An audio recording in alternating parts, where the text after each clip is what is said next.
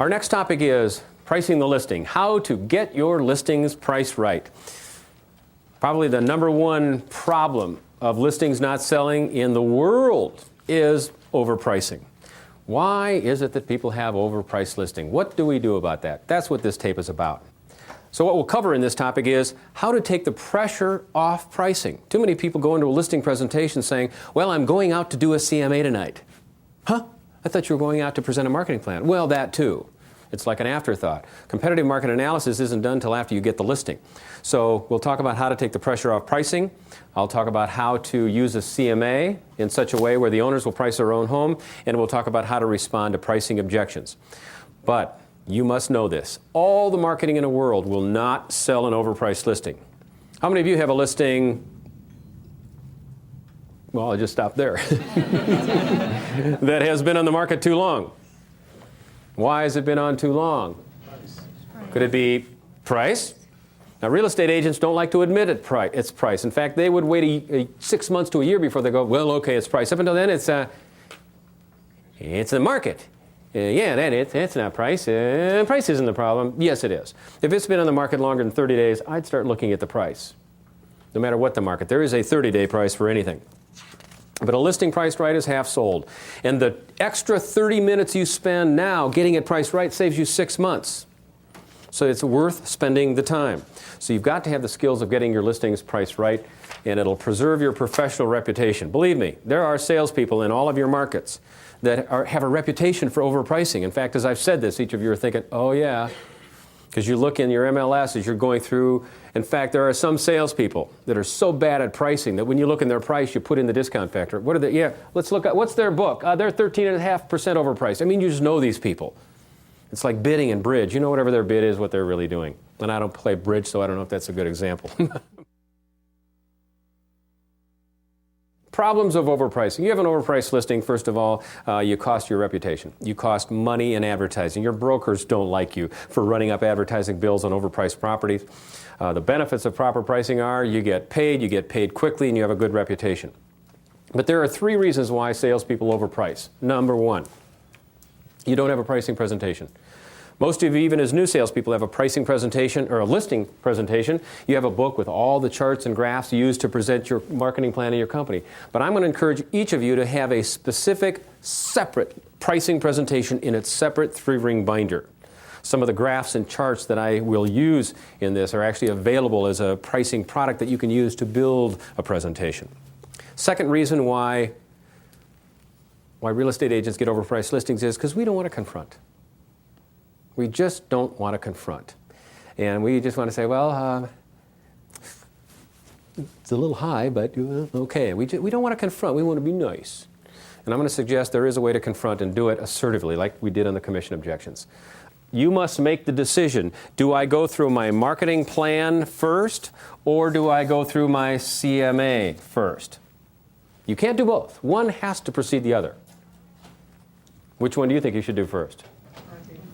By now, you know you should go through this first. Here's why. Because the last step is to close on an owner. What does the face of a seller look like after a marketing plan presentation? If you did it right. They're happy. What does the face of a seller look like after the CMA? They are not happy. So should you close when they're in the attitude of acceptance or when they're really angry? This doesn't work. We are really upset. Would you like to list with me? Oh, yeah, right. So what we need to do is save pricing until the end. How do we do that? We show the owner the 6 steps of listing. In the seller counseling interview, you saw me do this the easy way. I presented the 6 steps, and I suggested we say price till the end, and this is why. And the owners went, well, okay, price is important to us. And I said, I'm sure it is, and I understand that. But if you don't mind, we're going to save it till the end. Is that all right? And the owners were easy on me. And I actually suggest to you that if you do this right, most of them will say, well, all right. But sometimes they're hard. Sometimes they say price is an issue and they want to fight you on it. What should you do when they fight you on the price? Let's take a look and see how you would handle that. That's something I was going to ask you. What do you think about the price we're asking? Well, I'm going to save that for a little bit. Okay. And the reason for that is you and I think need to be comfortable with my marketing plan and see if you and I can work together. And if you're comfortable with that, what I'd like to do is then go through a competitive market analysis. I know a lot of people like to see price first, and I think if you and I don't agree to work together, then it really doesn't matter what the market's doing. If we do, then, because that's about an hour job of going through that, which I'm prepared to do if you'd like. Okay, that's fine. So the third step is that we establish your motivations for moving, and as with any doctor, we want to diagnose before we prescribe. So if I know what your situation is, it's a lot easier for me to do the next step, which is to create and present a marketing plan to you. And then I'm going to ask you to examine that and see how you feel about it. And then the ball is in your court. At this point, step 5 is then you select a real estate agent. Clearly, I hope you select me. My goal is to present a marketing plan that meets your needs. And then the last thing I do is to go through a competitive market analysis where we establish the asking price for your home. Yeah, we're both going the same direction. I know, I can just tell, yeah.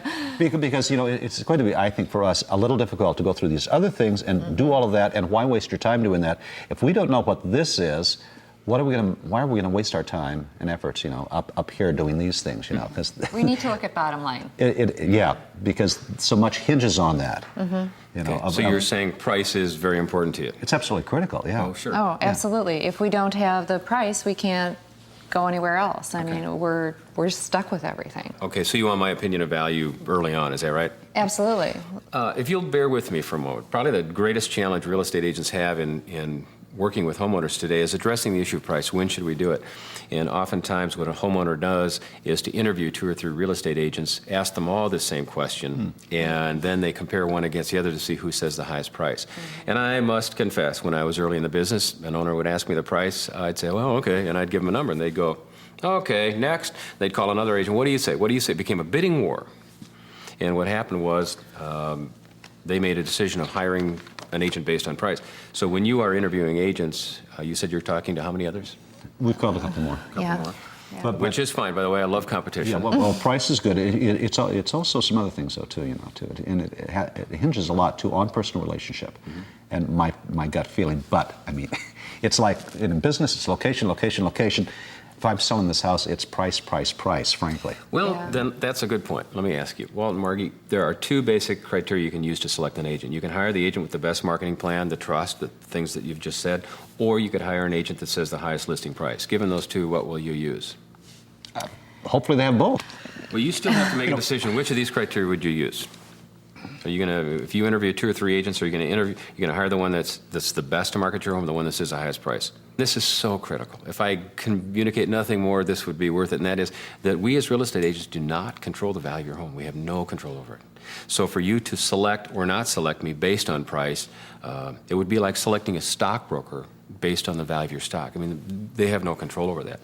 Let me ask you a hypothetical question. Let's say you interview me and 2 other agents, and you decide one of the other 2 is your best agent, and I'm your least favorite agent. But I agree to the highest listing price. What would you do?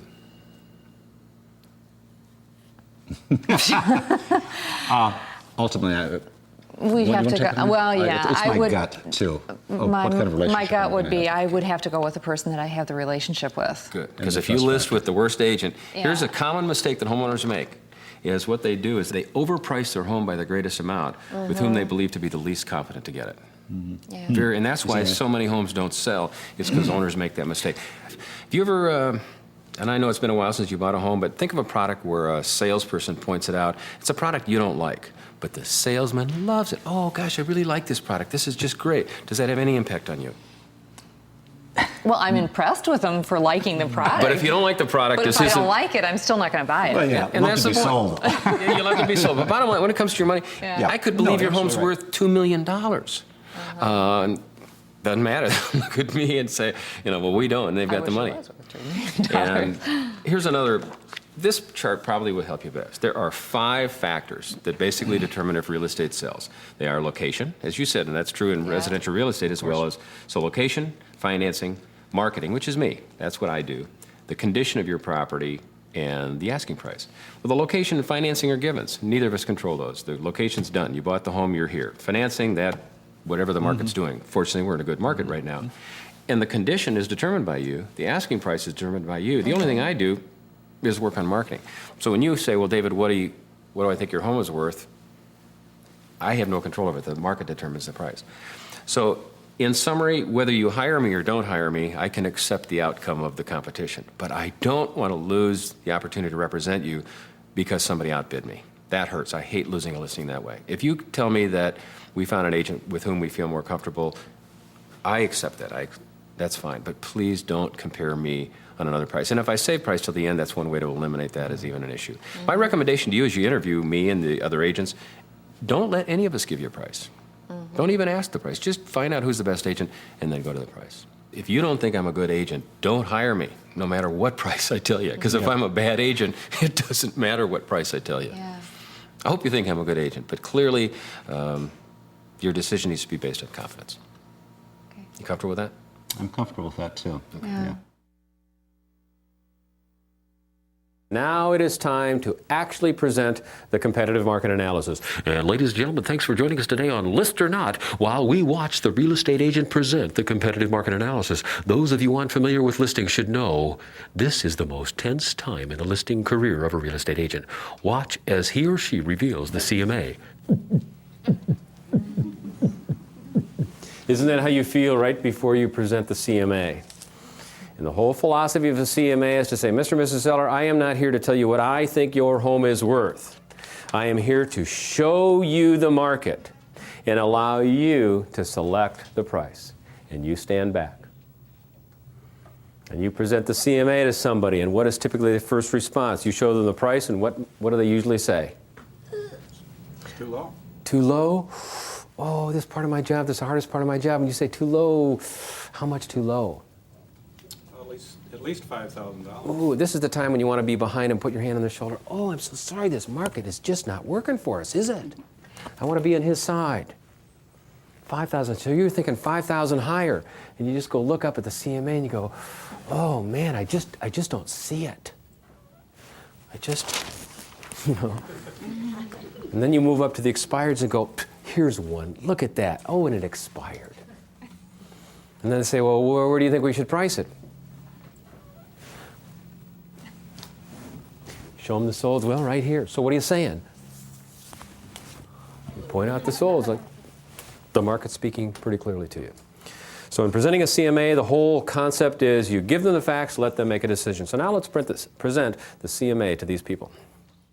Well, thank you both so much for your commitment to hiring me to market your home. I look forward to working with you. And the next step is the one I know you've been waiting for, and that is, what are we going to ask for a price? Okay, and I appreciate you letting me save that till the end, and now we're going to devote some time to it. You have a question, Walt? I don't. But we're Okay. heading right there. By the way, did you get a chance to watch the video on pricing? Yeah, we took a look at it already. Yeah, Okay. it's very It interesting. really drove home the point to me that, as well as these discussions, that we really have to put the house on the market for the right price. Exactly. And the three critical elements are price, condition, and marketing. Now, the condition of your home, I've got one more video to give you that'll probably worth a couple thousand to you and showing how to make your home really appeal to a buyer and help you increase the perceived value of it that way. And what I'd like to do now is do a little bit of review on pricing. And first of all, there are four terms we're going to be talking about tonight: cost, price, value, and market value. Cost is the amount that you pay for an item. Price is what you ask for it. Value is what a home is worth to one person. And there have been times where a home sells for more. You go, how in the world did they get that? And it turns out it was next door to a friend. So that home that's not market value, but that's what one person would pay one time. Market value is the price that appeals to many people and would cause a sale within a reasonable period of time. And that's critical. And I've heard people say, well, I know they got more. Well, they waited a year and a half. And when you subtract the time value of money, they really didn't do more. But one of the questions that I ask is, what's the relationship between the cost of a piece of real estate and its value? Okay. And for example, if you were to, let's say that you inherited this home, how much would you try to get for it today? In just general. Oh, the situation would be completely different, wouldn't it?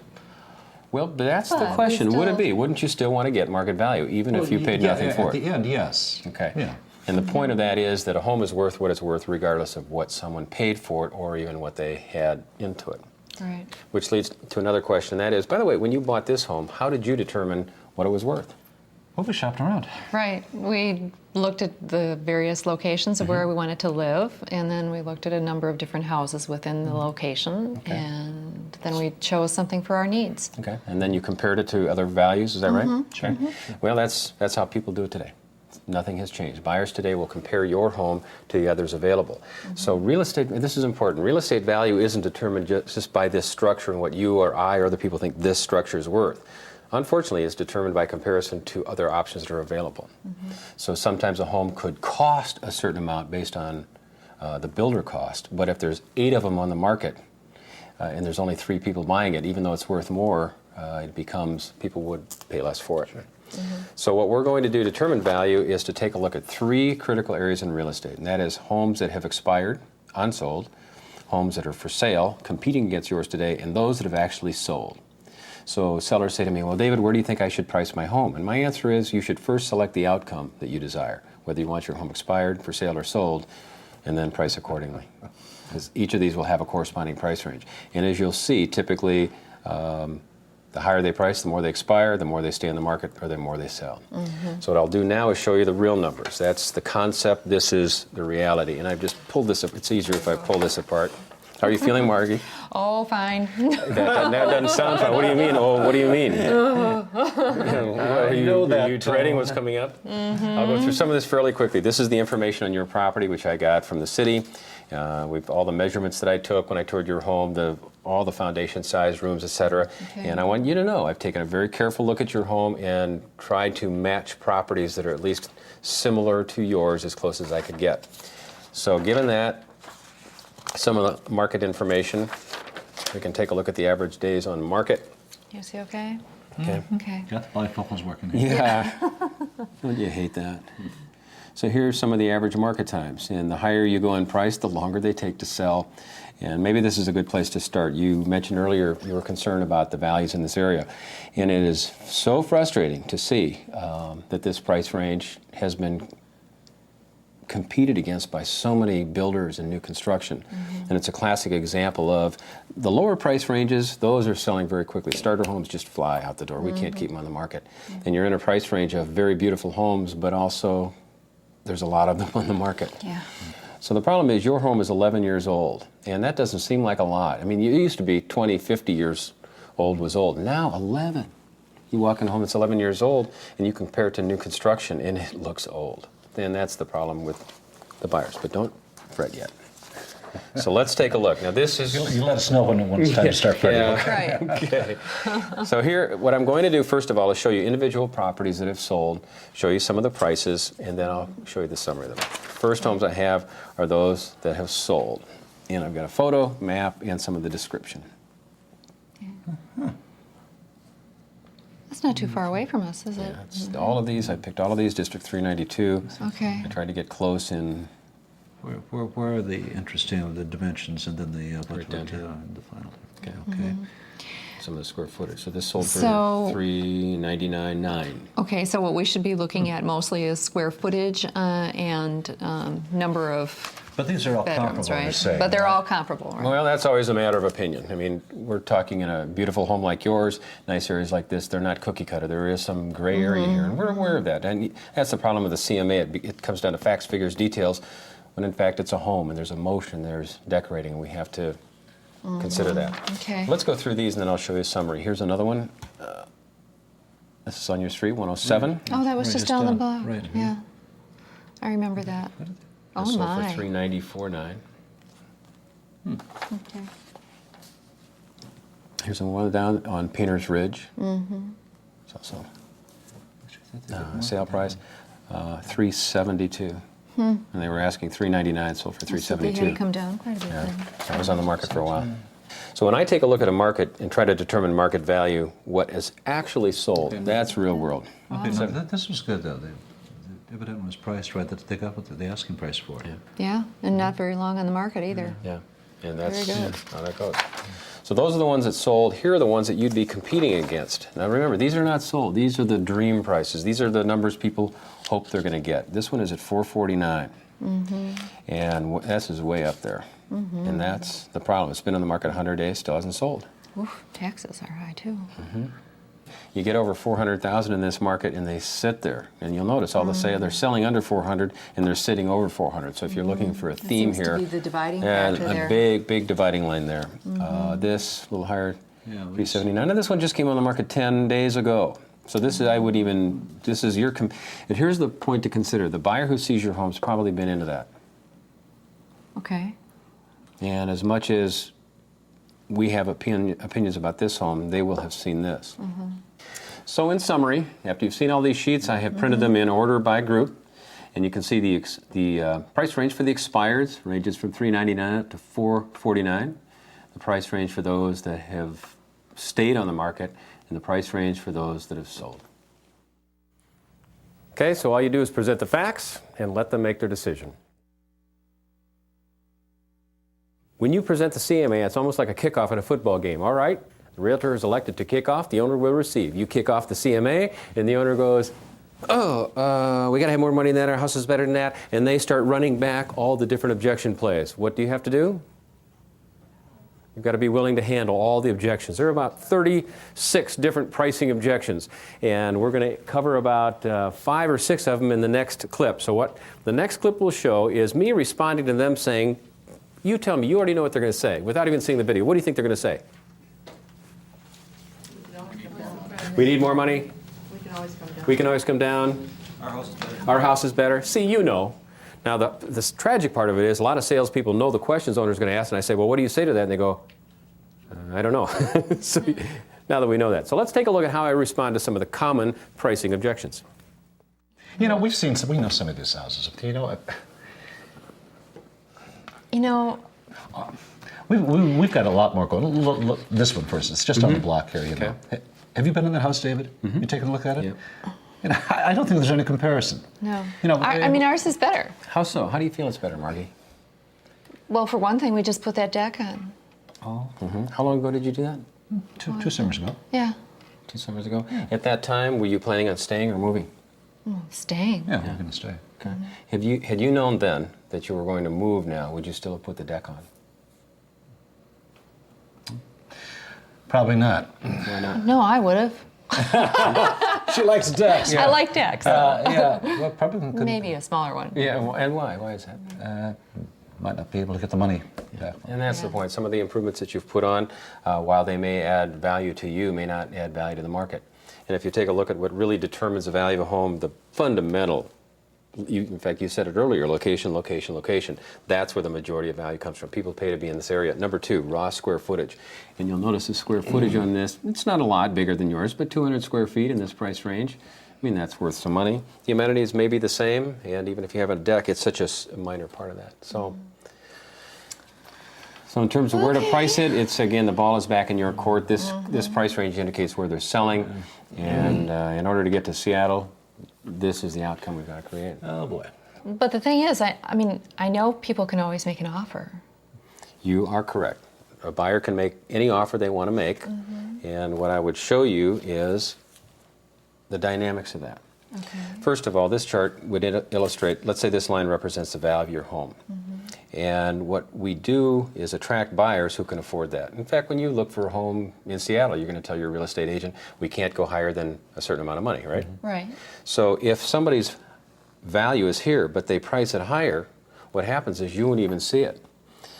If somebody says, well, we can only go up to $300,000, but a seller has overpriced to $369,000, let's say, they don't even see the house. So the problem is, could they make an offer? Yeah, but if they don't come into the house, they don't see it at all. And if you're not thinking, Walt, you've been so quick with me all night, you might already be thinking this, and that is, if we price it higher, don't we get buyers at that price range? And the answer to that is yes. If you price a home higher, you'll still get showings at the higher price range, but they're going to be to buyers who want to pay more money. So when they get into home priced here and find out that the value is a lower level, they say, well, even if they know they could get it for that, they don't want to. So that's the problem. And I would rather have you turn down a couple of low offers than not get any. Okay. Makes sense to me. You know, David, if we start out here where we want to, we can always come down, right? Yes, you can. Have you ever seen a home that had that philosophy, where they priced it and continued to lower it? Oh, yeah. This is what that looks like. Here, this is so typical in the market, where an owner starts at this price, it doesn't sell, so they say, well, we can always come down. They reduce it again, they reduce it again, and finally they get to the market, and what would you expect to have happened when they finally do that? Well, time has marched along. Exactly. On one hand, you think, well, wouldn't it sell? Do you remember some of the early questions you ask when you walk in a home for sale? One of the first questions most buyers ask is, exactly, how long has it been on the market? Why do you ask that?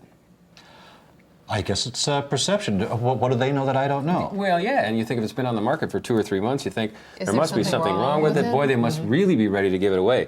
And once owners get down to market, they go, hey, you told me this, so I'm not going to go any lower. But the problem is, the longer it's on the market, the less perceived value it has. And here's some people who ended up being out of time, out of money, and probably out of town. So when you say we can always come down, I don't mean to be flippant, but that's exactly what you'll have to do if you start Way here. down. Yeah. That's when you see the empty houses, too. And here's the key question, hypothetical. What do you suppose would have happened to these sellers had they priced it right at market value on the first night it went on the market? They would have sold it right away. And we don't know, but we know More than this. likely. Yeah. But looking at this, couldn't we just try it for a couple of weeks? A couple of weeks. I mean, could you try it for a couple of we? weeks? I mean, yes, you could. It's your home. You could try it. But my recommendation is that you don't do it for the first 2 weeks.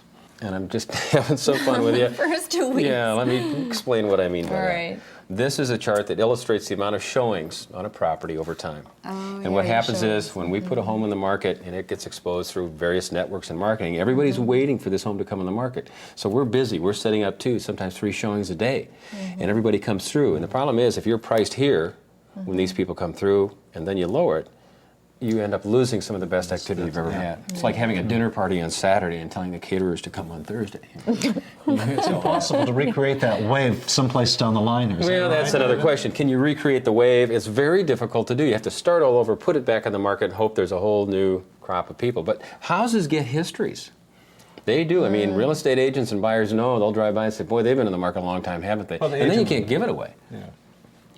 Yeah, I suppose buyers too, if they've been looking. So could you try it for 2 weeks? Yes, you could. Do I recommend it? No. I recommend you try the right price for a couple of weeks. And then go from there. Okay. And by the way, I know I'm being really firm with you, and every time you want to try something, I'm fighting with. I just want you to know that when I was new to the business and owners wanted to try higher prices and overprice it, I must confess that I used to say, yes, okay. And then what happened is I had to look into their eyes. 60, 90, 120 days later when they hadn't sold and their kids were upset and their jobs were in stress.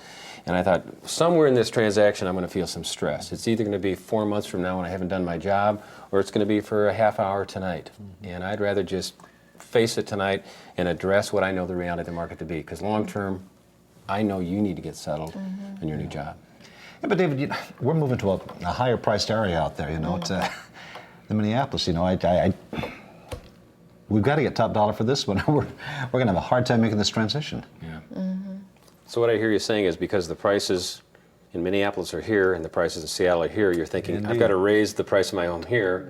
Well, I've In got to order to make the max move to it Seattle? to make that possible. Okay, well, I'm just having some fun with you, but then that would tell me that when you get to Seattle, you better not buy a home from somebody who's moving to Tokyo. Right, because the prices are really high there. And what I'm leading you to, and I hope you don't mind my humor, is this chart kind of demonstrates it, and that is that your destination doesn't increase the value of your home. So are you comfortable with those responses? You feel you could do that? You need, and all those charts, we've got a product called the Pricing Illustrator, and when you present to sellers, you need to take the objection one at a time, build in some visual presentations to them, and very calmly respond to that. And saying, can I try it for 2 weeks? Not for the first 2. I mean, it's a powerful statement that's when the people come in. And for those of you who think, well, shouldn't I write a clause in my listing that says if it doesn't sell in 30 days, we'll lower the price? 30 days is too long. In fact, a better answer would be, Mr. and Mrs. Seller, how many showings should we have that don't produce a sale before you'd lower the price? And then their answer sometimes is, well, 20. You know what? Let me show you a showing record. Do you know how long it takes to get 20 good showings on a piece of property? About 6.4 months. And by the way, that's all the showings we ever have in a home. Well, how about just 5 showings? Well, that wipes out the first week. How about no showings? How about price it right tonight? That's your mission. Do you ever get the objection from a seller saying, well, we should get more money because ours is the best on the block? And what they think is that that's good when in fact, according to the principles of regression, if you are the largest home in the block, let's say it's a they paid $400,000 for it, but they're in a $200,000 neighborhood. What would they get for it? Less than 4, more than 2, maybe splitting the difference. On the other hand, if you're the smallest home in a larger neighborhood, you actually get more. Good example of progression is Disneyland and Disney World. When they were built, all the property around it became worth more money, so it tends to draw that up. So when they say the biggest home in the block, you can say, Mr. and Mrs. Seller, you might be experiencing the adverse effects of the principles of regression. And then show them the chart. Another concept of pricing called absorption rate. It actually comes out of the rental market. Absorption rate refers to the rate at which people will rent square footage. Applied to the real estate industry for residential, it says absorption rate refers to the number of homes in a given area that sell per unit of time. So you would turn over and say, Mr. and Mrs. Seller, let me discuss absorption rate with you. In your area, we find that in the last 6 months, 60 homes have sold. So the absorption rate is 10 are selling a month. Part 2 of this is, let's see how many homes are on the market in your price range or area. You say there's 120 homes for sale. And if we're selling 10 a month, you realize we have a 1-year supply of homes. And if there's 120 homes in the market, guess which ones sell first?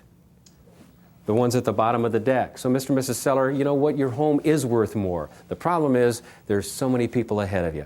So if you want to sell first, you're going to need to price towards the bottom of the list. So that's how you get over the objection, my house is better. You say, you know what? You're right, it is better. Problem is the other 100 people decided to move at the same time. When people say to you, well, couldn't we just try it a little bit higher? Mr. and Mrs. Seller, it depends on the market. See, in a rising market, if you overprice your home, the market rises, rises, rises, and catches it. In fact, some people joke that a good market makes for bad salespeople because it covers a lot of mistakes. So when you're in a hot rising market, you can price it pretty much anywhere and it will catch it. And by the way, if you're in a hot market, those of you watching this video, you should lead. In fact, your asking price comes not from the solds, but sometimes for sales. Talk to your trainers about how to strategize for a different market. But clearly in a flat or falling market, you'd better price it right on the line, because if you're above the market when it's falling, you're just getting further away. The last objection I'll address is buying up in a down market. Many of you have been in a situation where you're going into a homeowner and you're telling them that their property is worth only $144,000. Is just a number to use. And they say, yeah, but my neighbor got 160. And you say, that's true, your neighbor got 160, but that was a year ago and the market has dropped. And they say, well, I don't care. Well, but the market does. And you go through the debates on pricing objections. Couldn't we just try it for a couple of weeks? Yeah, but look, you miss all the activity. We can always come down. Yeah, but the stair steps, you end up below. They can always make an offer. Yeah, but people will never get up there to do it. And finally, you turn to them and say, Mr. and Mrs. Seller, I understand your frustration over having the value of your home drop. But out of curiosity, had you sold for 160, what were you guys going to do? Well, we were going to buy another home. And how much would you have spent on your next home? NAR has the statistics. It's 50% more is the average increase in moving up. So in other words, had you sold for 160, you would have purchased for 240. Is that right? And they go, well, yes. So you would have spent an additional $80,000 for a home. And they go, yeah, I guess we can't do that now. Au contraire. When the tide of the market goes out, all boats come with it.